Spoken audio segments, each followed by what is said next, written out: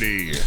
Good evening, ladies and gentlemen. Welcome back to the channel. Real quick to note, for those of you guys waiting on the active skill video, kind of say which ones are best to use and everything. I am working on it. I still got to test a couple of more things, but it will be out, I believe, tomorrow. But I already had the Chillet lined up for today, so that's what we're going to be talking about. But I do plan on doing that video. I've had multiple requests from a lot of people through the comments, and that will be done by next video. Other than that, let's get into today's video. We are talking about the Chillet. As it reads, can be ridden, applies dragon damage to the player's attacks while mounted. So in most instances, this isn't really like that important because you could pretty much beat all of the world bosses without doing this, but it does make it easier. One thing that I was going to build a Chillet prior to the raid for was Necris and then Shadowbeak and Victor, just because they're both dark. Dark is weak to dragon, and with you producing dragon damage, then that's where that comes all into play. Same thing with the Chillet as it is with the Ragnarok. As far as its passives, you can use a lot of different ones, but two of the major ones that you really want to look for are Legend and Vanguard, just because Vanguard gives you that increased player attack damage, as does the Chillet, and also with Legend you get a bit of an extra defensive buff and movement speed buff in a combined passive, so that's really good. I personally use a Swift on my Chillet and Stronghold Strategist because I like the increased player defense, and I also like the speed with the Chillet, because otherwise he's not exactly the quickest of the pals. One thing that I also made a little bit of a mistake on yesterday, and I can look at this right now just to make sure. I mentioned that the Wixen and the Ragnarok were on par with each other. That is apparently incorrect. With the pals that can be ridden, which we will show here, we're at a 10% passive because he has Vanguard on him, but with the Chillet itself, once you ride on him, it gives you an extra 20% when he's at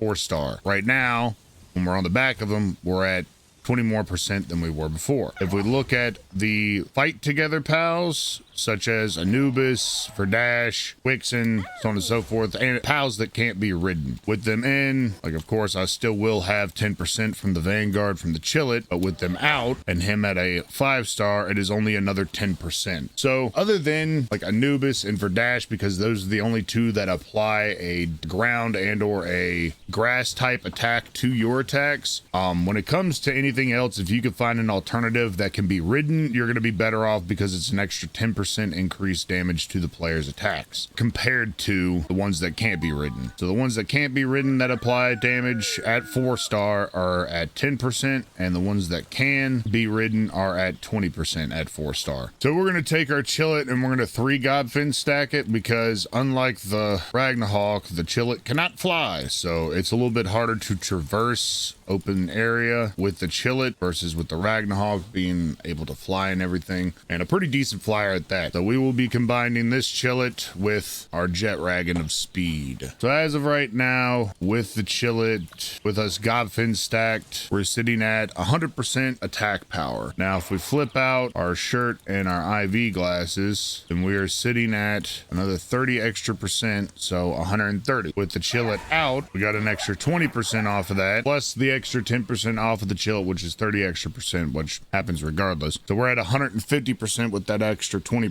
because it doesn't have to be out for the Vanguard to be taking place, which is why Godfin stacking is like so important, especially with Vanguard and everything. And to have Vanguard on your rideable pal is a added 10% to the attacks as well. And as you can see, with Swift on them at a 30%, and then the Legend with 15%, that's a decent amount of movement speed, so you can get around pretty quickly with them. Burly Body is also an interchangeable one, but that's really if you're trying to tank damage versus avoid damage. With most of the attacks from pals, it's going to be difficult to tank damage with lower end defensive pals such as the Chillet, because the Chillet doesn't have very much at all as far as his defensive capabilities. Because this one here, as you guys saw, or if anybody else noticed, I do have 100 IVs on his health and his defense. And I'll show that here. As you can see, other thing that I like to do with the Chillet specifically is run ice attacks So like icicle cutter, ice missile, you can spam pretty quickly. And then blizzard spike is the big ice attack. So it's not really for the damage that you're using them for, but you're using them more to stun or freeze, make the in particular pal that you're going against to not move. So those are extremely useful, and to have quick attacks on them is going to make it a lot easier to do that, especially when the wind up for blizzard spikes pretty deep. All right, since we are messing with Chillet, then we're going to go after some dark pals. First and foremost, we'll go after Victor and Shadowbeak, him being the final tower boss, or one of the strongest tower bosses with the largest health pool. And since we're doing that, we do not have to have a jet dragon for this in particular encounter, so we can actually quadruple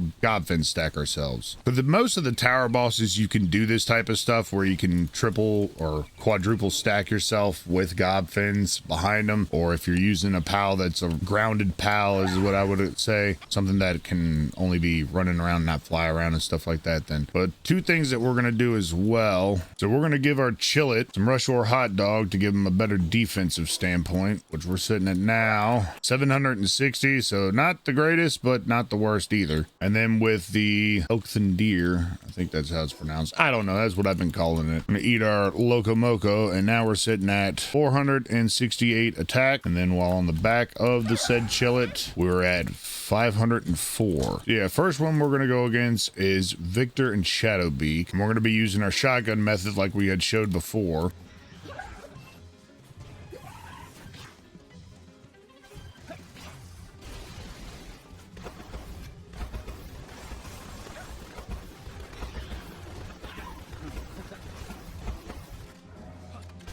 Not good. Able to tank the vast majority of the damage though.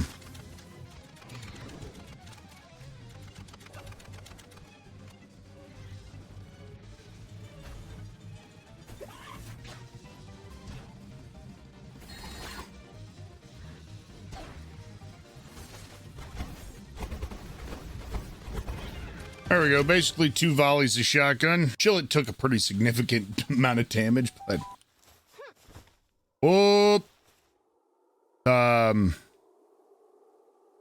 this is awkward.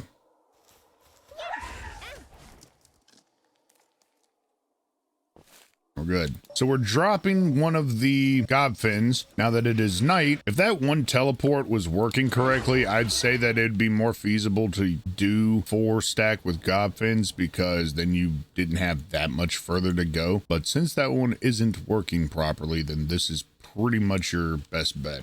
With everything asleep now, that means Necris is awake, but Paldius is asleep. So we are going to go take and not wake up Paldius, hopefully, and burn up Necris very quickly. Wow. Okay, we're going to actually have to drop a shirt or drop an attack pendant as well. A little too cold out here. Chillet is really chillet.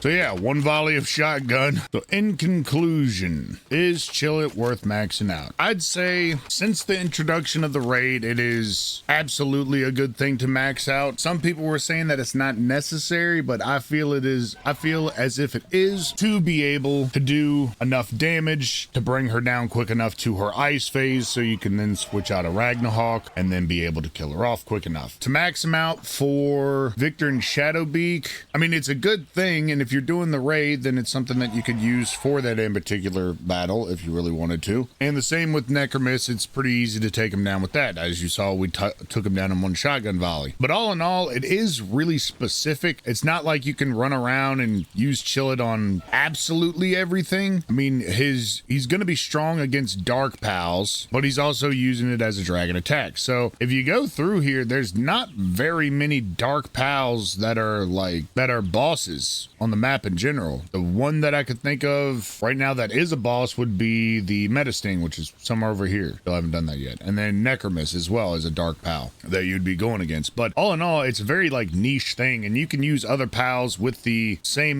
MO, or you can use other pals that aren't necessarily dragon damage to be able to take out Necris or Metasting. Astagon is one as well, but he is also dragon, so I think he takes like normal damage maybe, but he is dark as well. So, but he is able to hang in there with the best of them as far as going against the tower boss and Necris. So those are both very large and in charge pals that you got to go against. And then also, of course, the raid boss as well. It's pretty useful for that. Between the first Bella Noir and the second one, he's extremely useful. When it comes to the third one, again, it's almost like a necessity at that point going against the Ultra. Otherwise, you're not going to be doing enough damage, I feel. If you guys like this video, drop a like. If you guys like my content, drop a sub. The active skills video is coming up soon. Other than that, keep your willy washed, and we'll see you guys on the next one. Peace out.